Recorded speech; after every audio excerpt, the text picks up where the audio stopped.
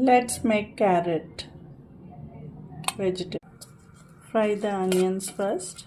Let the onions fry till translucent. Add ginger garlic paste, salt, red chili powder, garlic powder, jeera powder, chopped tomato, mix well, green chilies, now chopped and washed carrot, chopped coriander leaves. Add water to this and let it cook. The carrots are done, ready to be served. Now it's done and ready to be served with some coriander. You can have with parathas. It is very yummy. Thanks for watching.